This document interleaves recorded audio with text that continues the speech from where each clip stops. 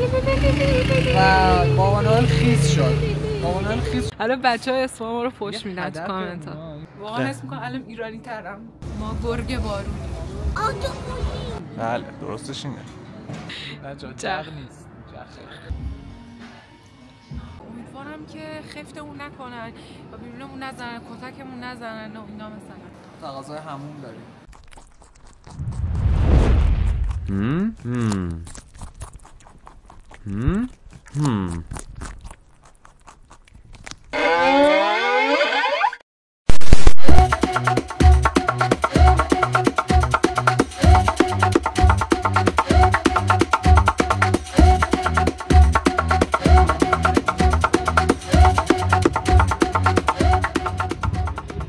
پل یا پل علاوردی خان با 33 دهانه در دوره صفوی ساخته شد. این پل تلفیقی از معماری دوره صفوی و همین دوره صفویه میگه و مراسم آب پاشون اونجا برگزار می‌شده. آب می‌پاشیدن به هم. ولی الان زاینده‌رود خشکه و هیچ آبی وجود نداره. کویر پاشون. کویر پاش الان خاک میپاشن. خاک میپاشن. از اون رسیدگی کنم. چرا اصفهان آب نداره؟ ما آب میخوایم. ما تقاضای آب داریم. بعد فکر میکنی 1000 سال پیش این بنای بسیار زیبا رو چجوری ساختن وقتی که سیمانی وجود نداشته؟ نمیدونم. با تخم مرغ. 1,100,000 تا 1,300,000 این گمان زنی وجود داره بین این دو تا عدد. چون خلاصه دوره صفوی بوده دیگه، اونا بالاخره دزد اینا شاید غارت کرده نمیدونم، ولی 200,000 تا منظور. آره 1,200,000 تا تخم مرغ رو با تجاوز به 100,000 مرغ بیچاره تلف شدن تا اینجا ساخته بشه. و چجوری؟ خاک رس رو قاطی میکردن، آجر میساختن، بعد آجرها رو با تخم مرغ میچسبوندن و این آردو کی میزدن بهش؟ آردو قبلش. بیکینگ پود چی؟ چند قاشق؟ با هم داریم مسخره میکنیم. من احساس میکنم نه خب بچه ها بدونن داری بولی میکنیم. بولی؟ تو داری بچه ها رو بولی میکنی. ولی تخم مرغ استفاده شده برای ساخت اینجا و ریش میانگش جدی خیلی بکر شرف بود. بعد دوباره بعد دوره صفوی که تموم شد، بعد که سیمان برداشت شد و اینا، بعد دوباره اومدن این بنا رو با سیمان ساختن. درست. بله. اعتماد به نفس خیلی رفت بالا. میگم آدم. و بعد آب پاشی مراسم آب پاشی داشتن اینجا. همینجوری نبوده که. آره. بله آب میپاشیدن به هم دیگه اینجا. بعد الان دیگه فقط میتونن خاک بپاشن. نگاه کن. آره دیگه هیچی نیست. آره این تقاص اون چیز بوده دیگه، میدونی که مرغا بله آره آه مرغا گرفته و الان خب ایران به این وضع در اومده. من تقاضا دارم همینجا از دوستان محیط زیستی و مدافع حقوق حیوانات و به خصوص مرغان ما رو سابسکرایب کنن، کامنت انگلیسی بذارن، لایکمون کنن و برامون دست تکون بدن. دخترای خوشگل هم میتونن دایرکت هم پیام بزنن. اینم شعور این بی‌نوا. ما الان پل خواجو هستیم. خب الان این همه چرت و پرتی که گفتیم یا نه، این پل خواجو یک آهنگ خیلی مهمی هست راجع به اینجا، نه راجع به پل خواجو. 33 پله نه؟ بله اینجا 33 پله. ما الان تو 33 پل هست. همکنون 33 پل. آهنگ هست که راجع به پل خواجو عکسشو میذارم. یه سر پل خواجو یا وایستاده است، کمرش بس که جنبیده است، شکمش برقراره است. خب معنی هم میکنیم معنیش چیه؟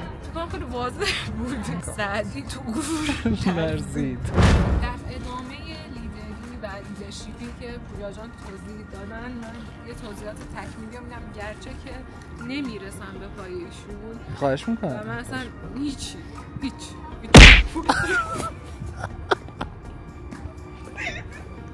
این بنا شاه اسکندر محمد هفتم. چه اسم جذابی داشتن. محمود رامتین این بنا رو میخواسته تخریب کنه چرا؟ ولی مردم عزیز و غیور اصفهان چیز بوده، با این معنا مخالفت داشته. گفتن که ما این همه تخم مرغ دادیم، همه چی دادیم، همه هیچ. همه چی پوچ.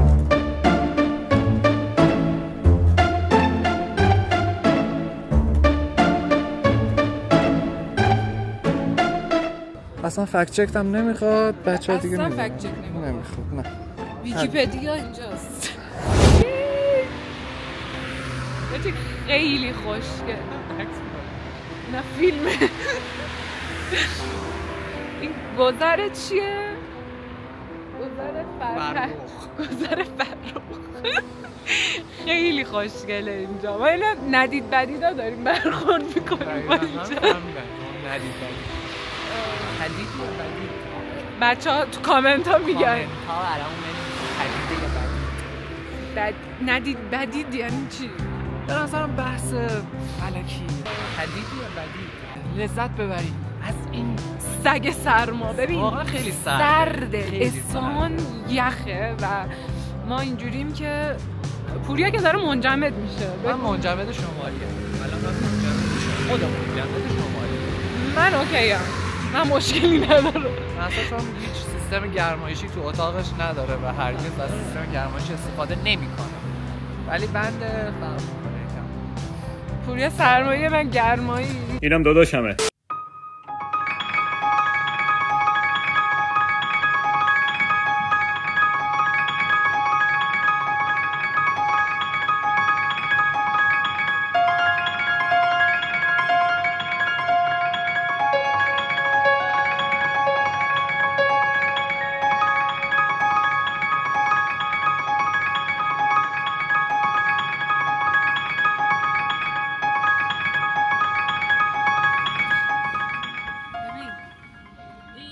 وضعش از من بهتره. کلاغیه که تو نقش جهان خونشه. یعنی همیشه اینجاست. کلاغای نقش جهانه.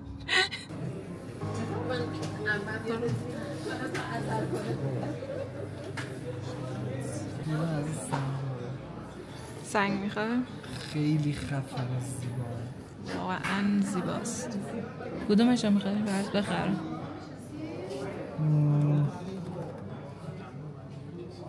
خیلی انتخاب سخته، خیلی خوشگلن. نارنجی هم بچه‌ها دونیت کنید. پوریا سنگ میخواد درست. خوشم اومد از سنگ. لینک دونیشن رو میذاریم پایین، بکشیم بالا، برین یه $10 $5 چقدر شد. بیا حالی بده. دارو خدا.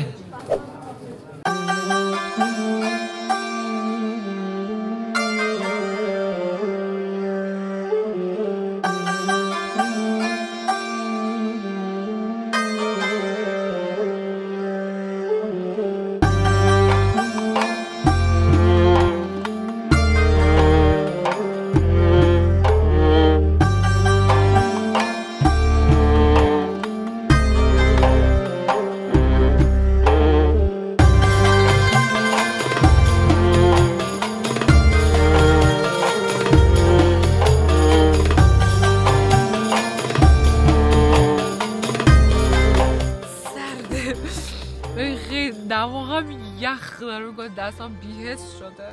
چند وقت دیگه خودم بیهوش میشم. راست میگه، سرد. بچه ساعت رو نگاه کنید، 3:19 است. آقا پوریا به ما غذا نمیده، گشنمه. الان واقعا دارم رد میدم، ممکنه دوربین رو خورد کنم. یه دوربین رو بخور. خب بچه از اونجا که چربی خون ما به اون میزانی که میخواستیم بالا نرفت، امروز اومدیم دوباره یه جایی دیگه بریون تست کنیم. جای حاج میرزا سفره خونه است که داریم میریم دوباره بریون تست کنیم. بریم ببینیم چجوری. خیلی هم قشنگه.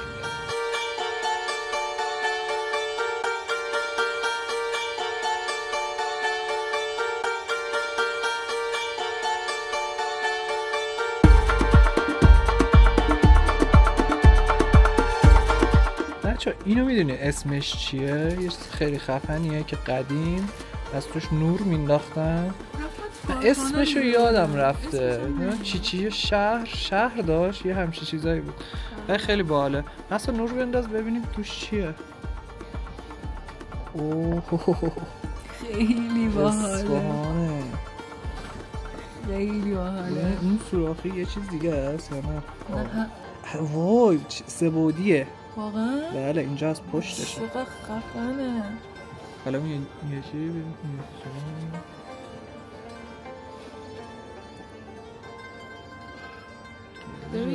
اینجوریه. آره تو اول یه چه بذارین تو این اون دوتا دیگه تهران قدیم هم نگاه بهش گفتم شهرشو یادم. شهر فرنگ بهش گفتم. شهر فرنگ. شاولی هست تهران قدیم. اصفهانه.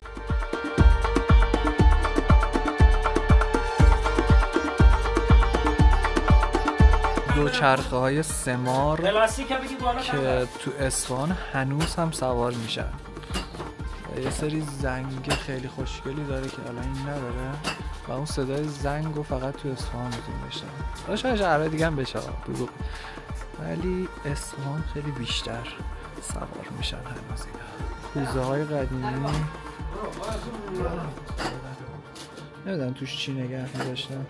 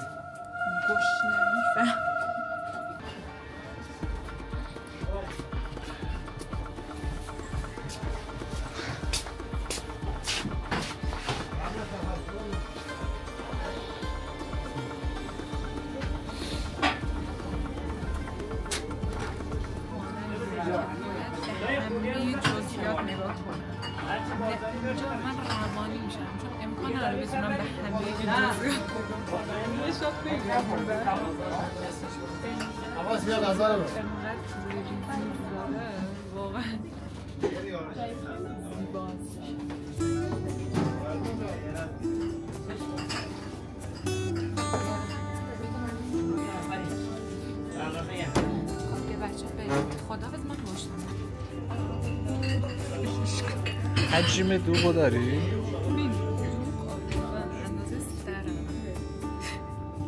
حجم دو تا نیم برام داشتن.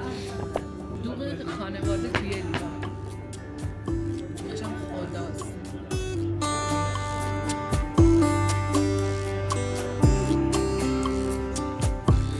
بچه ها بریونمون رو آوردن. نگاه کنین چه بریونی. خدای من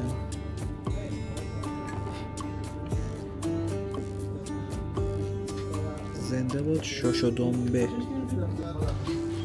مهسا جون چه حسی داری؟ خوشحالم که بذاریم بخورم. خوشحال‌ترم میشم.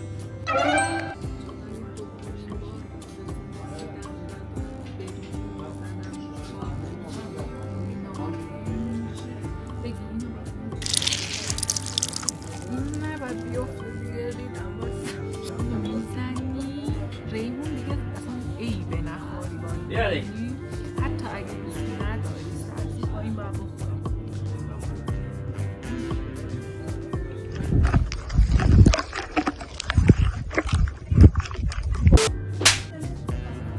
خداست با تنه پر میره حرف هست.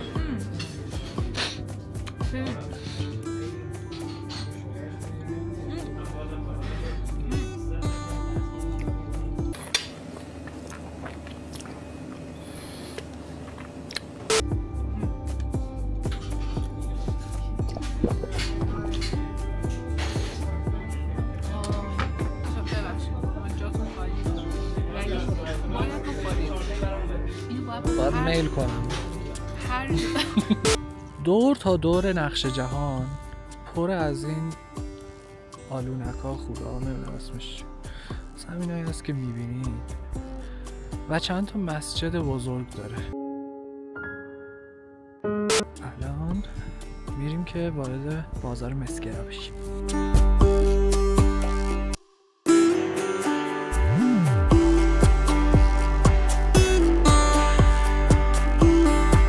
مهسایی رو میبینیم که داره یخ میزنه. من گرماییم اینجا سوز سکو باشه. ایمالیا خوش اومدی. واقعا سرده. میریم میلیارد اینجا خواهی اینجا خوشگله. پیشرفت لول اپ کرده مس. می‌بینی چقدر خفنه. من دستم بکنش. من اینو بیارم دستمندشو برام. چی ببینم؟ بله. بیایی تو که سردته. خیلی بفهم تو.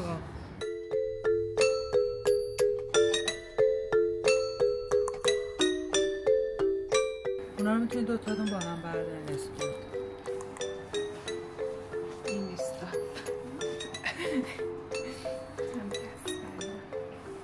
انگشتریتون رو ببینم مست. انگشتر مسی.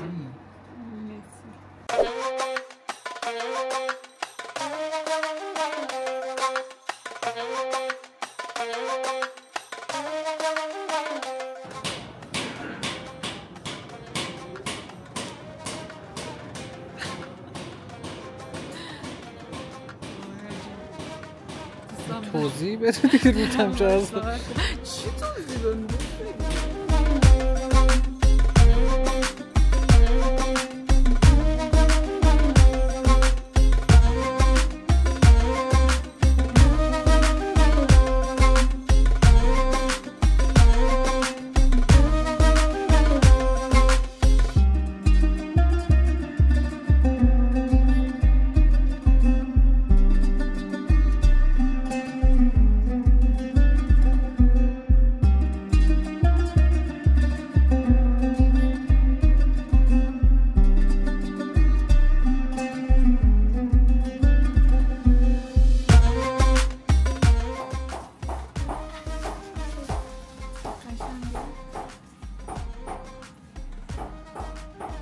زیباست. کدومش؟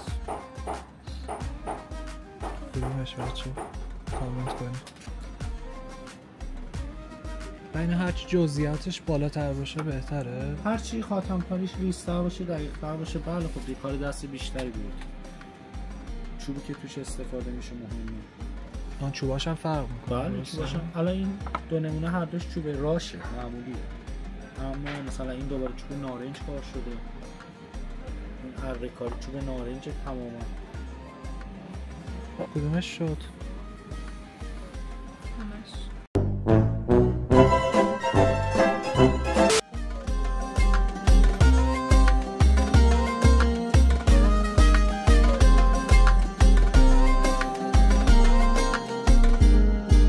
بچه‌ها یه چیز جالبی که راجع به این طرح‌ها تازه فهمیدم اینه که همه اینا رو یه استادکاری میشینه دونه دونه شونو میکشه. جالب نیست؟ و بعدش یه روکشی کشیده میشه که نپره اونا. خاتمش در واقع بلند نشه. بله. مرسی از توضیحات تکمیلی مهسا. پس توضیحات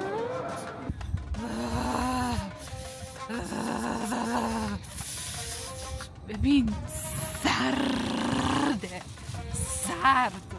صدام عوض شده اصلا نمیتونم دیگه نمیکشم ولی ویو خوبه یه طرف برام باشم. شبای نقش جهان واقعا زیباست. حیف که اون سمت برقاشو قطع کردن.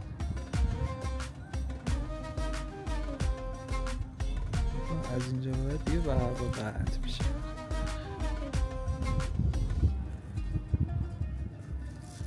هوا خیلی سرده ولی داریم میریم فرنی بخوریم. فرنی اصفهان میگن یه چیز دیگه است.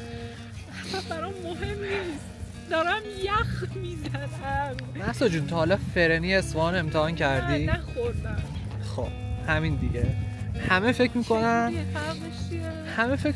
فرنی یه چیزیه که خیلی سوبره و زیاد خوشمزه نیست ولی فرنی اصفهان با یه شیره‌ای سرو میشه که وای نگم برات. من یه بار تو بچگی امتحان کردم فوق‌العاده بود. بعد از اون هرگز نخوردم. حالا قراره بریم که امتحانش کنیم. بریم ببینیم چه جوریه. ایرینی فیرینی. فیرینی بیرینی.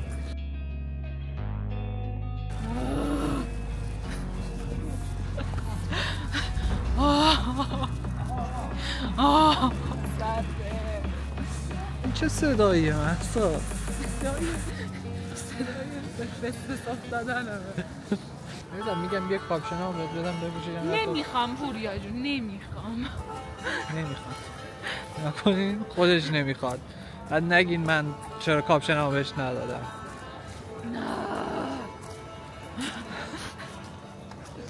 بچه اومدیم لبویی. لبو چی اسمه؟ باقالی آش رشته. ولی اصل داستان داره میاد. فیرینی نه؟ نه داره شوخی میکنه، میدونه بلده.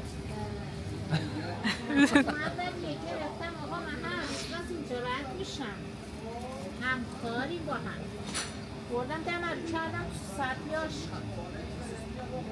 اصلا نرفتم بهش بگم، گفتم بذار که مشتریاشا بگم خودش تأثیر از دست نداره. بده. بگی نه. مگه تأثیر داره؟ وقتی بهش میگفتیم مردم فهمیدن نامونده، گفتم بدشون بذار منم اسوانی گیریما نشون بدم بهش نگم که مشتریاش از دست بده.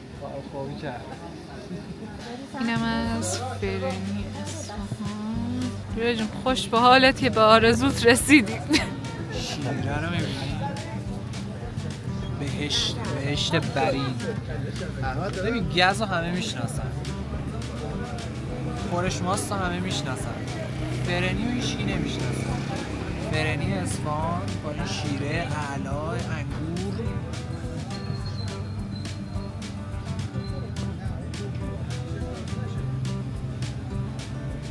گوهایه میزون نگم بهتون چقدر خوشمزه است، نگم چون من خودتون بیاد اینجا تست کنید.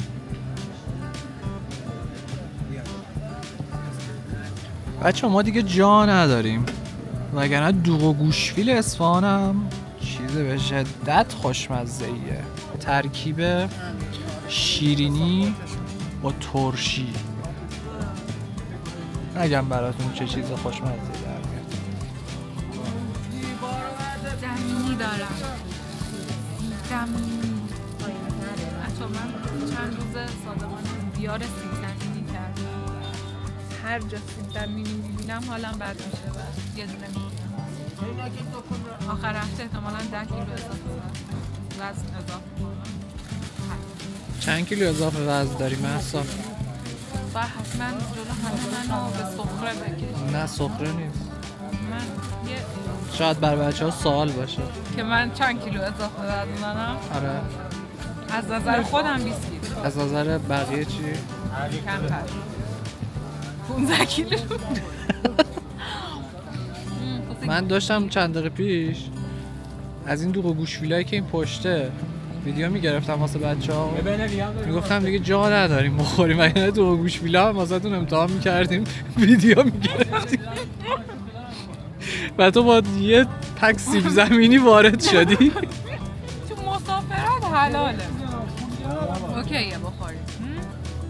نمیدونم. بعد رفتی دوباره سگزنی رژیم و اینا دیگه. نوش جون. پیازم بخور. نون میخوام. نون بربری.